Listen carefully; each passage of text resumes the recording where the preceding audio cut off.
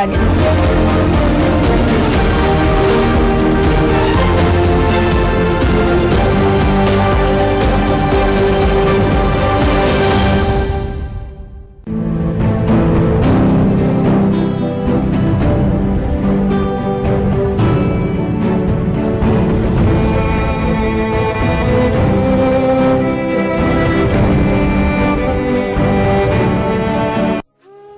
देश को था 370 हटाने की कामयाबी पर नाज, जाने क्यों नियति हुई नाराज।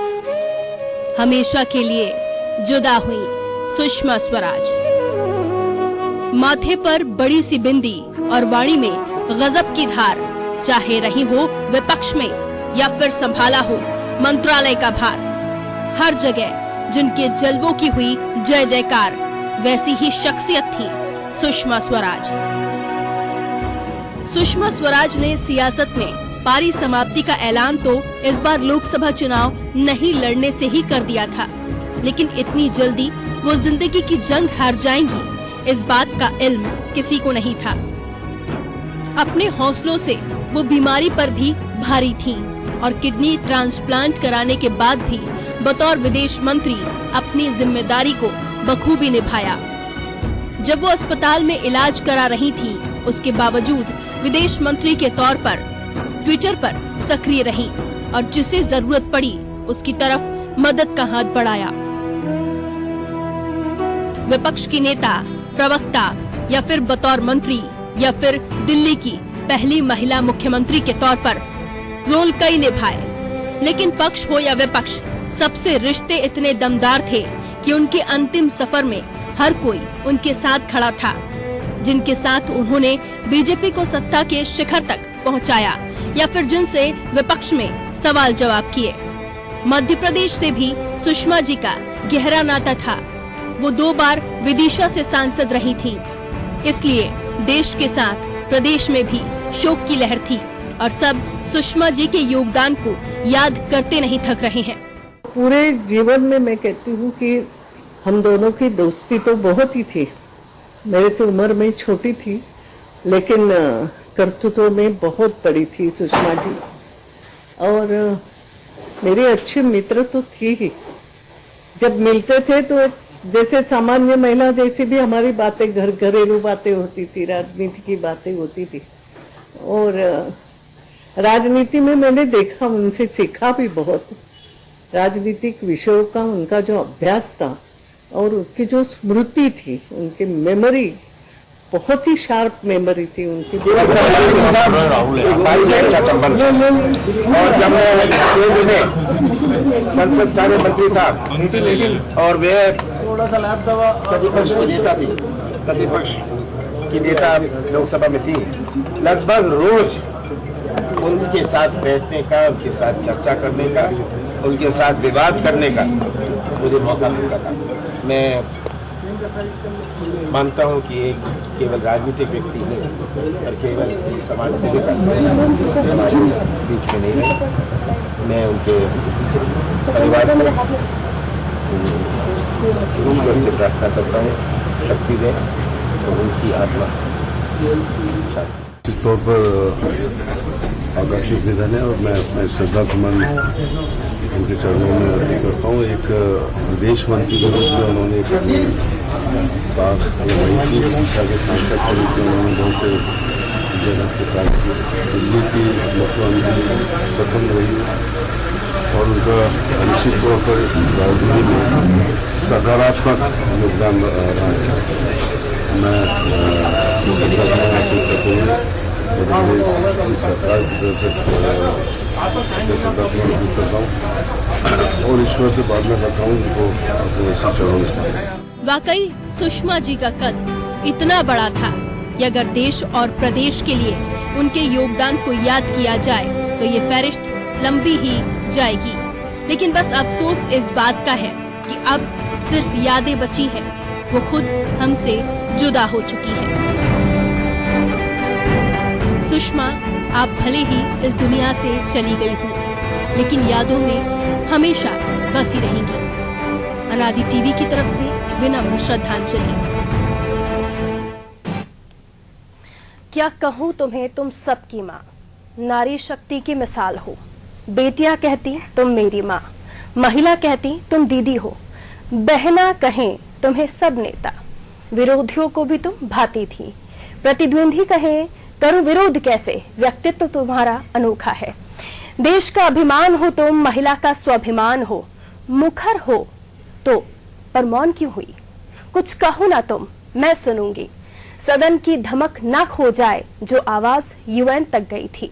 विदेश मंत्रालय हो या स्वास्थ्य मंत्रालय, हर कर्तव्य तुमने निभाया था। कैसे मान लो सुषमा माँ, तुम मुखर थी पर मौन हो गई।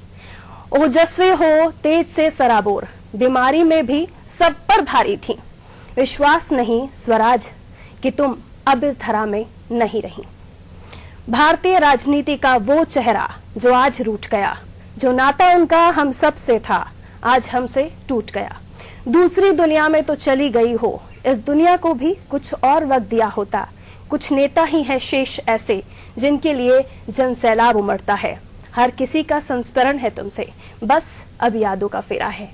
तो इन्हीं यादों को बांटने के लिए हमारे साथ कुछ लोग मौजूद है, एक पैनल मौजूद है, उनसे हम चर्चा करेंगे, उन यादों को याद करेंगे।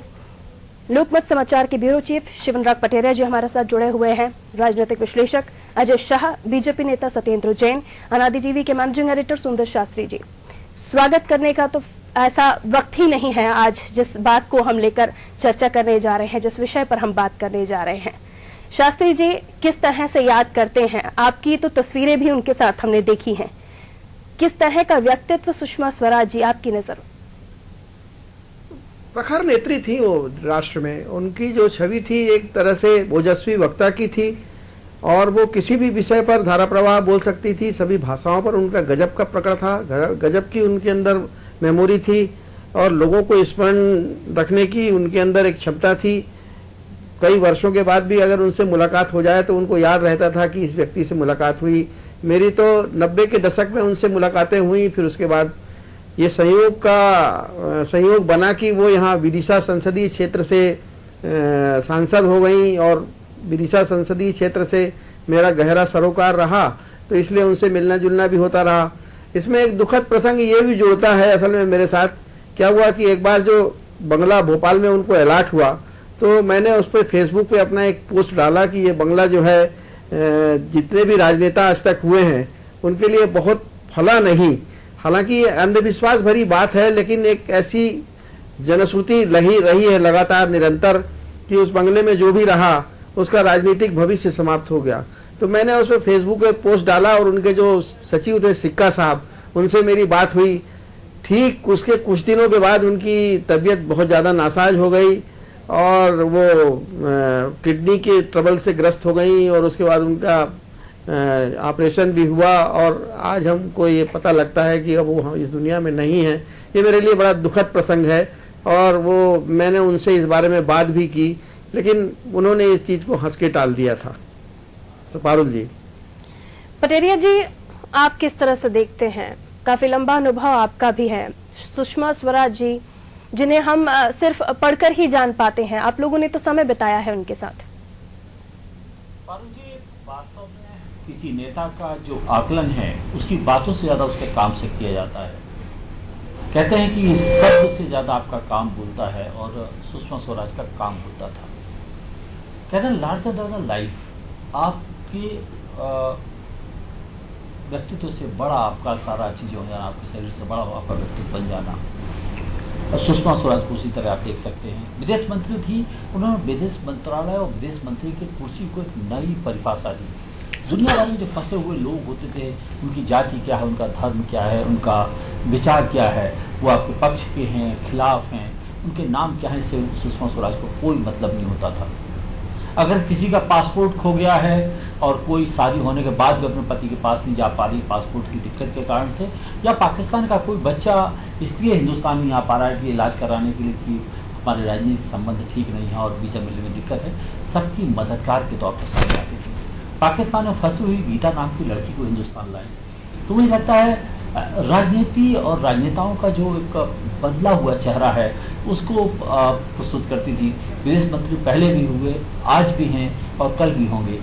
काम के अंदाज से आप कुछ भी कह सकते हैं, लेकिन मुझे लगता है एक मानवीय चेहरा राजनीति को, पद को, कुर्सी को देना एक सबसे बड़ी चीज़ थी और उसमें सुषमा स्वराज कामयाब हुई। दूसरी सबसे बड़ी बात है कि उन्होंने कई राज्यों के बीच अपना राजनीतिक सफर तय किया। बेल्लारी से चुनाव लड़ा, बेल्लारी से चुनाव लड़ने के बाद में पराजित हो गई और फिर उनको विदिशा में टिकट दिया गया। लोगों ने सवाल किया तो उन्होंने हंस के कहा कि जो बेल्लारी का रण लड़ता है, यानी जो हारने के लिए तैयार है, उसको विदिशा मिला करता है।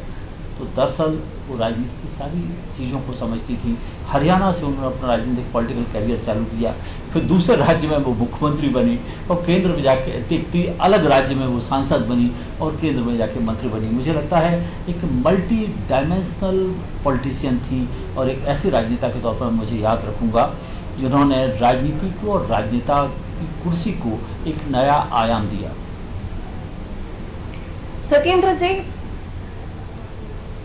किस तरह से आप इस माँ को देखते हैं, जैसे चाहे कांग्रेस हो चाहे बीजेपी, वो उन्हें एक नेता के रूप में नहीं मानते, एक दोस्त, एक बहन, एक माँ के रूप में देखते हैं? निस्संदेह पारुल जी, वो एक माँ के रूप में, एक बहन के रूप में, और मैं तो उनको कहूँगा वो लोक माता थी।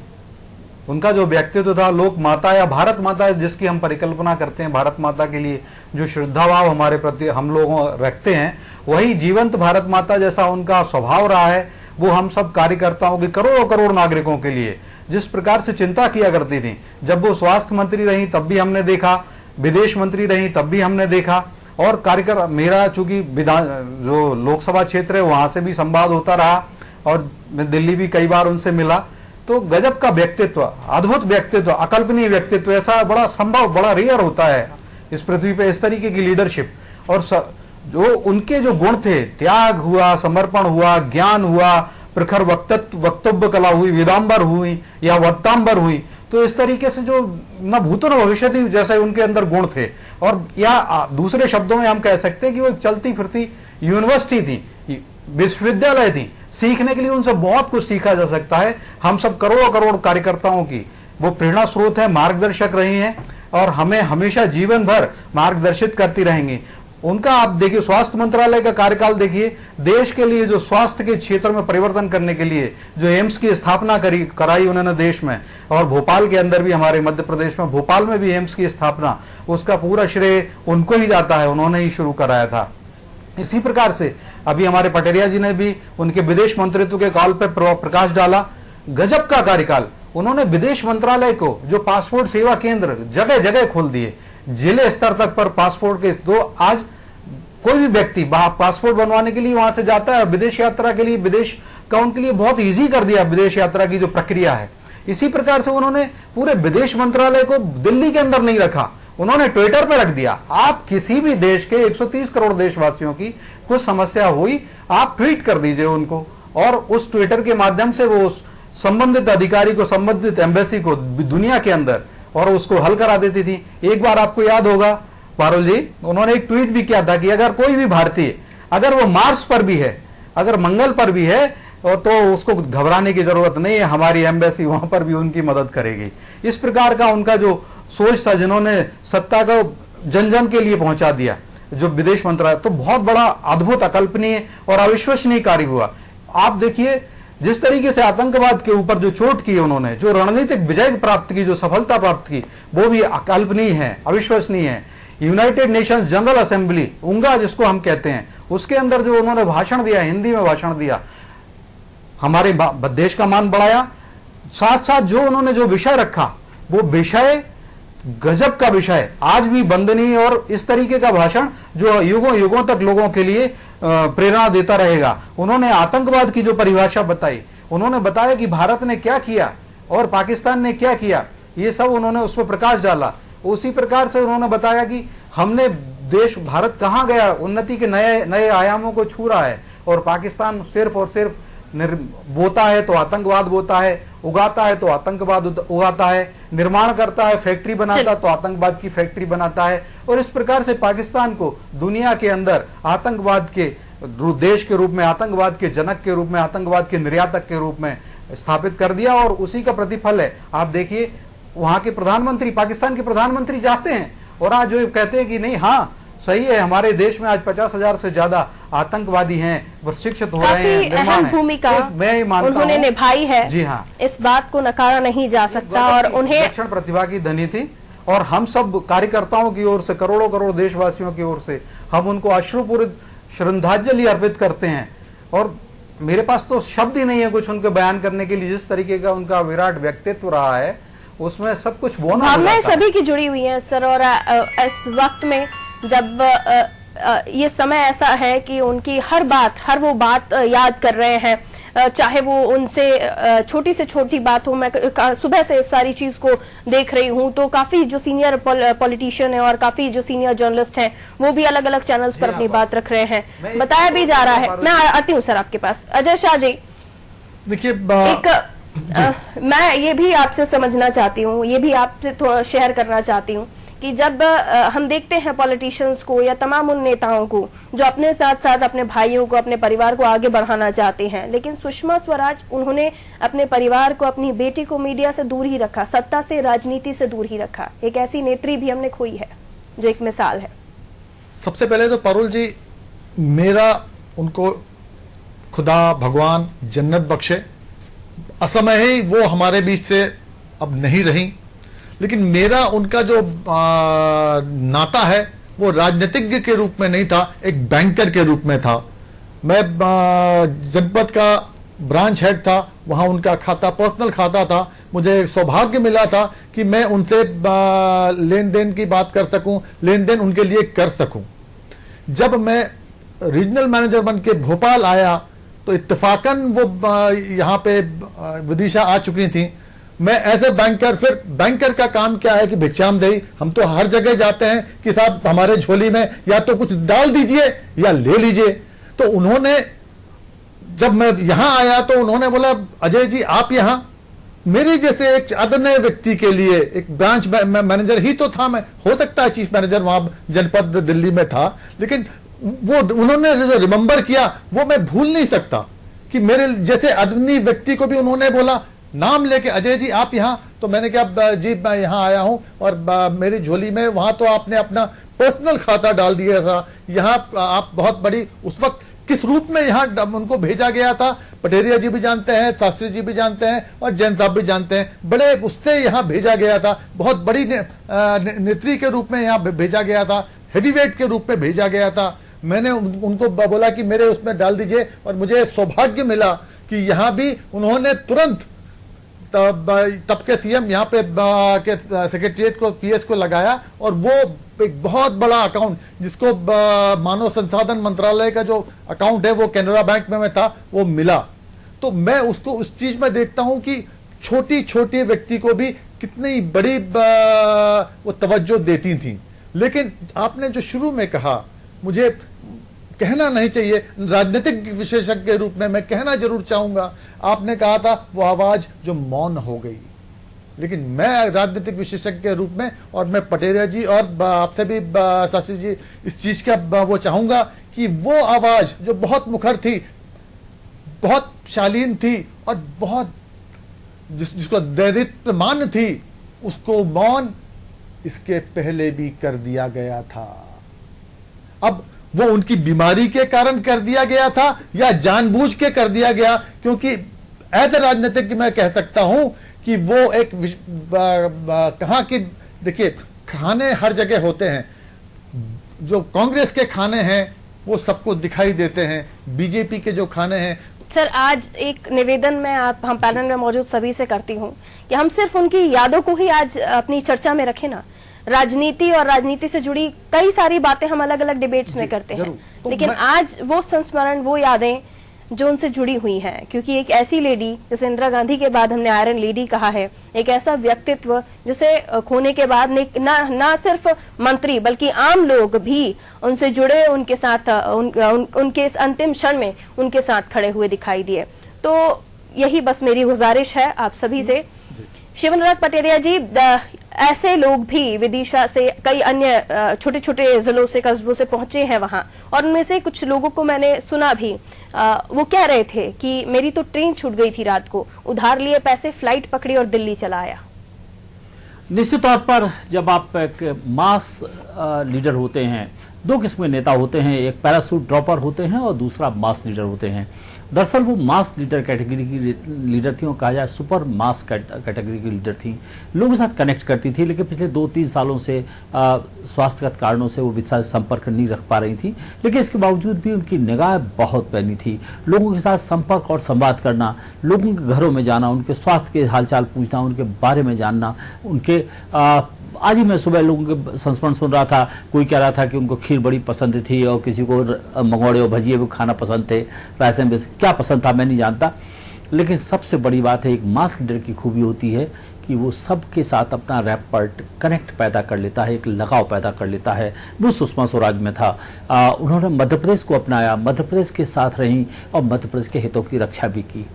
दरअसल एक राष्ट्रीय नेता जब अपने क्षेत्र से भी जुड़ा होता है तो महान हो जाता है, क्योंकि बहुत से राष्ट्रीय नेता ऐसे होते हैं कॉन्स्टिट्यूंसी में आते हैं, अचानक आए और चले गए। बिरसा वही संसदीय क्षेत्र है जहाँ रामनाथ गोयनका से लेकर तमाम तरह के लोग चुने जाते रहे, लेकिन चुने जाने के बाद वो कभी लौट कर नहीं आए। लेकिन वो लौट कर भी आई, लगातार चुनाव जीती और वहाँ के बिरसा के साथ एक बड़ा रिश्ता नाता कायम किया। जैसा शाह साहब ने कहा, मुझे लगता है शाह साहब ने कुछ भी गलत नहीं कहा। चीज़ों को बारे में एनालाइज करना चाहिए। जैसे मिठाई खाने से चीज़ें मिठाई गड़बड़ होने लगती है, तो थोड़ा सा तटस्थ विश्लेषण भी मुझे लगता है राजनीति में उनके साथ न्याय नहीं हुआ जितना न्याय उनके साथ होना चाहिए था। और एक महान राजनेता को हमने खो दिया है, असमय खो दिया है। और ईश्वर को शायद अच्छे लोगों की ज़्यादा ज़रूरत होती है और इसलिए सुषमा स्वराज आज हमारे बीच नहीं है। शास्त्री जी, एक काफ़ी कम उम्र की मंत्री उन्हें कहा जाता है। काफ़ी छोटी सी उम्र में उन्होंने इस जगह पर राजनीति में शुरुआत की। उनका काफ़ी देखे तो करियर भी काफ़ी अच्छा रहा, लेकिन क्योंकि उनकी बीमारी की वजह से उन्होंने खुद ही क्विट किया और उन्होंने कहा कि मैं जब काम ही नहीं कर पाऊंगी तो पद कैसे संभालूंगी। लेकिन विदेश मंत्री रहते और स्वास्थ्य मंत्री रहते उनके ऐसे ऐसे काम जिसे काफ़ी लोग याद कर रहे हैं और ये सदियों तक राजनीति में काफ़ी समय तक याद रखे जाएंगे और भूले भी नहीं जा सकते, क्योंकि ऐसी ऐसी चीज़ें उन्होंने देश को दी हैं। यहाँ अगर मैं वो लम्हा समझने की कोशिश करूं, वो बात समझने की कोशिश करूं, क्योंकि कभी लोगों ने उनको गुस्से में नहीं देखा या किसी को डांटते फटकारते नहीं देखा। आपने काफी करीब से सुषमा जी को देखा है, क्या उन्हें कभी गुस्सा भी आता था? सुषमा जी देखिए, वो एक जुझारू नेत्री थी। जीवन उनका राजनीतिक संघर्षों से ओतप्रोत रहा। कोई बहुत आसानी से उनको सफलताएं मिल गई हो ऐसा नहीं है। उन्होंने, जैसा कि पटेरिया जी ने अभी रेखांकित किया, उन्होंने देश के अनेक हिस्सों में अपनी राजनीतिक यात्राएं की, देश के अनेक हिस्सों से चुनाव लड़े और देश के अनेक हिस्सों में अपनी उपस्थिति दर्ज कराई और उसके बाद एक सफलता का मार्ग बनाया और सोपान चढ़ती रही हूँ। जहाँ तक उनके निजी स्वभाव की बात है, जितना उनके बारे में मैं जानता था, जो देखने में आता था, निश्चित रूप से वो एक शालीन और सुसंस्कृत महिला थी। कहीं उनको बहुत ज़्यादा उत्तेजना में और कहीं क्रोध में और आवेश में नहीं देखा गया। लेकिन एक स्वाभाविक है, मनुष्य के नाते कभी कभी कुछ ऐसी चीज़ें हो भी जाती हैं कि उत्तेजना आती है। जैसे एक छोटा सा उदाहरण बताऊं, पिछले चुनाव में वो यहाँ गुना गई थी चुनाव प्रचार के लिए, तो उनको जब वो हेलीकॉप्टर से उतरी तो उनको लेने के लिए उस क्षेत्र के प्रत्याशी नहीं पहुंचे। जयभान सिंह पवैया उस क्षेत्र से चुनाव लड़ रहे थे, तो वो इतनी नाराज हुई कि उन्होंने उसी हेलीकॉप्टर से अपनी वापसी कर ली बिना चुनाव प्रचार किए। तो क्रोध तो उनको भी आता था। लेकिन देखिए, ऐसा है कि कई बार ये होता है कि कुछ चीज़ें हम बर्दाश्त कर पाते हैं, कुछ चीज़ें बर्दाश्त नहीं कर पाते हैं। कई चीज़ें ऐसी होती हैं जब हमें आवेशित कर देती हैं और हम व्यक्त करने लगते हैं। कई बार स्थितियां ऐसी बन जाती हैं, तो ऐसा नहीं है। और जहाँ तक उनका व्यक्तित्व का सवाल है, वो सभी को पता है कि कितना सौम्य और शालीन उनका जीवन था, किस तरह से वो लोगों से पेश आती थी और बहुत छोटी छोटी बातों के प्रति वो बड़ी संवेदनशील थी। जैसे इंदौर के गीता का प्रकरण है, कितना संवेदना थी उनके अंदर, इससे उस घटना से प्रकट होता है। उस बच्ची को लेके कितनी वो संवेदनशील थी, उससे मिली, उसको उन्होंने वापस बुलवाया, यहाँ रखा और वो उसके माता पिता से मिलवाने के लिए आखिरी क्षण तक सक्रिय रहीं। ये अलग बात है कि वो उसमें सफलता उनको नहीं मिल पाई।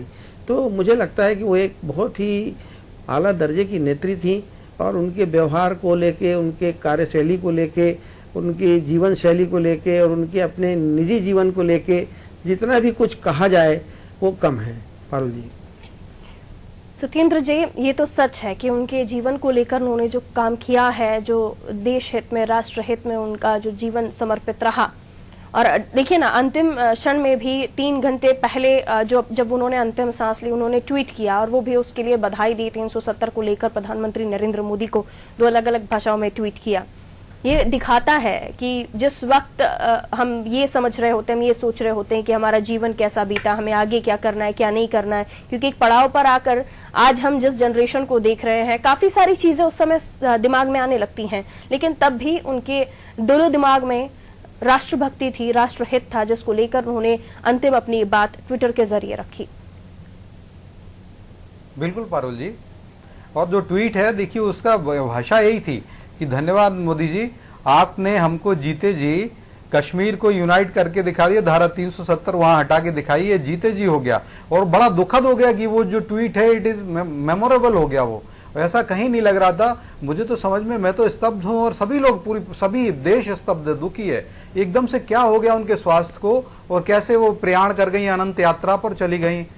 तो ये वो जो ट्वीट है वो ट्वीट ऐसा लगता है कि शायद उनको पता था, लेकिन ऐसा मुझे नहीं लगता है, क्योंकि एकदम से कार्डियक अरेस्ट जब जो इस तरीके से जो बताया डॉक्टर्स ने, तो ऑल ऑफ सडन ये सब हुआ है। उनका जो ट्वीट है वो मेमोरेबल हो गया और हम सभी के लिए भी जो उनका प्रेरणा स्रोत है। और जो मैंने आपको बताया कि उन्होंने जो दर्शन और जो चिंतन दिया है वो लोक माता या भारत माता के रूप में स्थापित हुई है, हम सब कार्यकर्ताओं के लिए हमेशा प्रेरणा का स्रोत है। अंत में मैं यही कहना चाहता हूँ पारुल जी कि उन्नत ललाट मुख माथा कहता है गुण गौरव गाथा, नयनों की पावन दृष्टि, दृष्टि में सिमटी सृष्टि, चरेवेती चरण चले जो, उनमें ही हमें शरण दो। इसी प्रकार से हम सब कार्यकर्ता भी उन्हीं के जो बताया हुआ रास्ता है, जो उनकी दृष्टि थी, जो उनका विजन था, उस विजन पे हम लोग चलें और देश को एक अच्छा राष्ट्र बनाएं, समुन्नत राष्ट्र बनाएं, विश्व वंदनीय बनाएं, अभिनंदनीय बनाएं। ये तभी हम ये सच्ची श्रद्धांजलि उनको दे सकते हैं, मेरा ऐसा मानना है। अजय शाह जी, एक ऐसी नेत्री जो साक्षात सरस्वती जिनकी जुबान पर विराजमान हो, एक ऐसी नेत्री जिसकी धमक जब संसद में सुनाई देती तो अच्छे खासे नेता चुप हो जाते थे। एक ऐसी वक्ता जिसे सुनने के लिए सदन भी शांत रहता था और जब गूंजता था तो तालियों से गूंजता था। आपको ऐसा लगता है कि जिस नेत्री को हमने खोया है, जिसे इंदिरा गांधी जी के बाद आयरन लेडी कहा जा रहा है, उनकी कमी कभी कोई पूरी कर पाएगा? कोई लेडी ऐसी राजनीति में अभी आपको दिखाई दे रही है? जहां तक मेरा प्रश्न है पारुल जी, सबसे पहले वाजपेयी जी को सुनने के लिए हम लोग भी जब बच्चे थे कहाँ जाया करते थे, इसी तरह सुषमा जी को भी जहां कहीं भी उनको सुनने का मौका मिलता था, टेलीविजन पे हो या वो पे, हम लोग अब जाया करते थे। मेरे जैसे बहुत से लोग जाया करते थे, लेकिन जाते जाते भी एक बहुत अच्छा पाठ हमारे जैसे अन्य लोगों के लिए वो छोड़ गई हैं कि आप जहां भी रहिए पूरे शिद्दत से रहिए, पूरे ईमानदारी से रहिए, और अगर आपको जहां आप हैं, जिस कैटेगरी में भी आपको रखा जाए, आपको मंजूर है या नहीं है, आपके लायक है या नहीं है, पूरी तरह अपने आप को वहां होम कर दीजिए। देखिए पटरिया साहब ने भी कहा बल्लारी में उनका कुछ नहीं था, लेकिन पार्टी ने चाहा कि वहां जाएं, वो लड़ें, और वो लड़ी, शिद्दत से लड़ी। तो वो हमको जब ओरिजिनली वो सोशलिस्ट बैकग्राउंड की थी, बीजेपी में वो बाद में आई, जो वाया जनता पार्टी आई, तो लेकिन जहां भी रही बड़े ईमानदारी, उनकी ईमानदारी पे कभी किसी ने शक नहीं किया। इसीलिए मैं कहता हूं ये एक हमारे लिए एक नजीर छोड़ गई हैं कि जहां भी रहें पूरे ईमानदारी से रहें, पूरे अपने आप को वहां होम कर दें उस पार्टी के लिए, उस गंतव्य के लिए। पटेरिया जी, अगर सुषमा जी को डिस्क्राइब किया जाए, ऐसी नेत्री जिनके लिए आज हम चर्चा कर रहे हैं, और कितने लोग देखते हैं जब शव वाहन निकलता है तो लोग पीछे छूट जाते हैं, वो गाड़ी आगे स्पीड में निकल जाती है, लेकिन जब वो अंतिम क्षण हम देख रहे थे टेलीविजन स्क्रीन पर, तो लोग उनकी आगे, गाड़ी के आगे भी दौड़ते हुए दिखाई दिए। तो ये अपने आप में बताता है कि लोगों में कितना प्यार था उनके लिए, कितना आदर था, सम्मान था।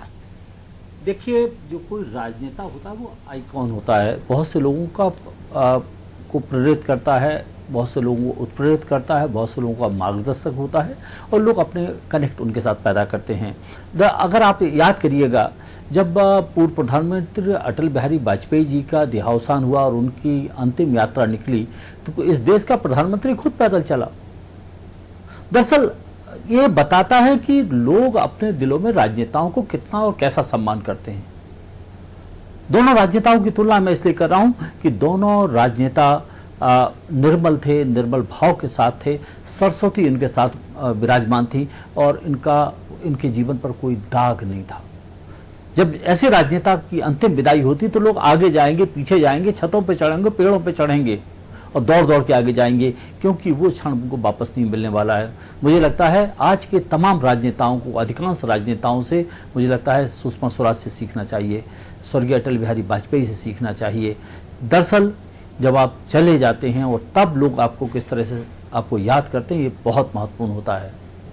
आपके कुर्सी पर रहते रहते बहुत से लोग बहुत सी चीज़ें याद करते हैं, लेकिन जब आप नहीं होते हैं और तब आपको किस तरह से विदाई लोग देते हैं, ये बहुत महत्वपूर्ण होता है। और मुझे लगता है राजनेताओं को, सामान्य लोगों को भी इस बात से सीख लेना चाहिए कि राजनीतिक जीवन में होने के बावजूद भी राजनीति को दाव पैंच और वो एक अलग किस्म की डायनेमिक खेल का पर्याय मान लिया गया है कि जहाँ छल है, जहाँ दुर्व्यवहार है, दुराचार है, भ्रष्टाचार है, उसके बीच भी एक आदर के प्रतीक, आज उज्ज्वलता के प्रतीक भी हैं और ऐसे लोगों के साथ लोग खड़े होते हैं, कनेक्ट पैदा करते हैं और उनके राज्य की सीमाएं कोई मायने नहीं रखती। 26 साल में एक महिला हरियाणा की मंत्री बन जाती है, 40 साल होते होते वो एक राज्य की मुख्यमंत्री बन जाती है, केंद्रीय मंत्री बन जाती है, श्रीमती गांधी को टक्कर देने के लिए वो बेलदारी पहुंच जाती है और उस सीट पर पहुंच जाती है जहां अटल बिहारी वाजपेयी या शिवराज सिंह चौहान या रामनाथ गोयनका जैसे लोग चुने जाते हैं। तो मुझे लगता है ये आदमी का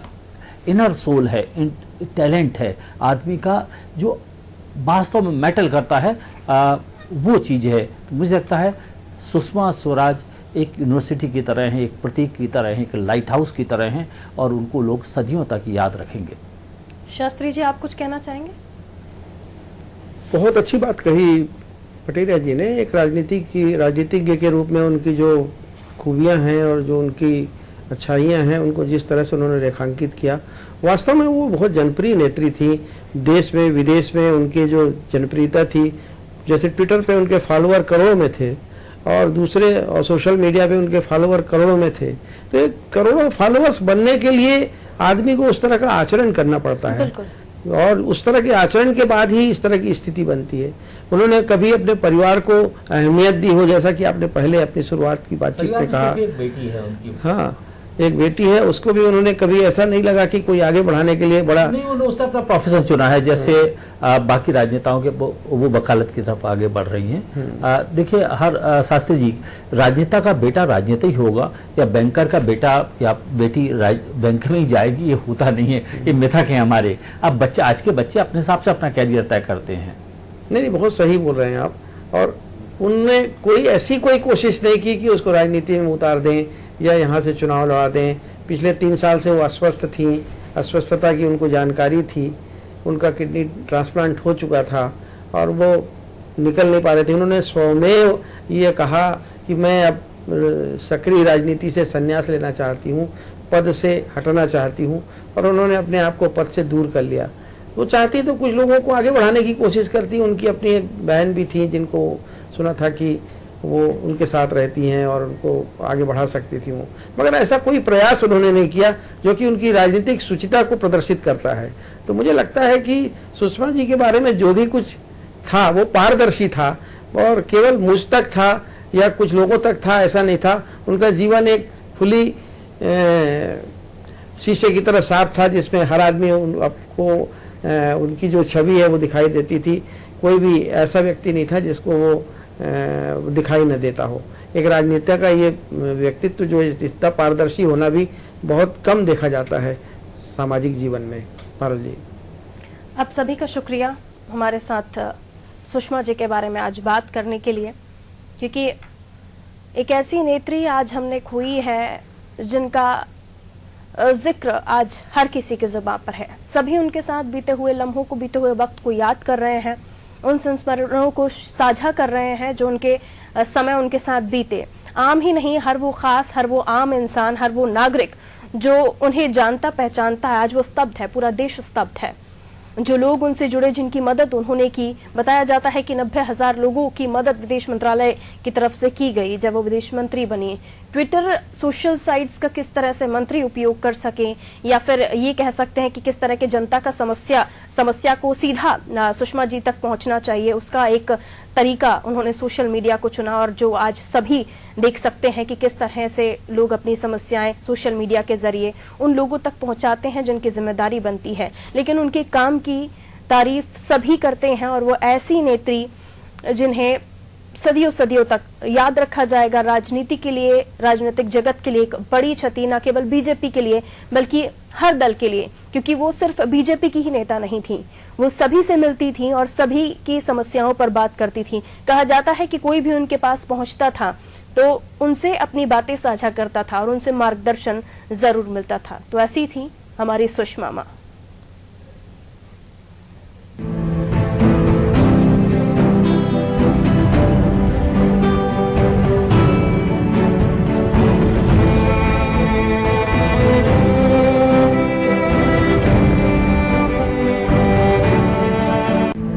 Daniel.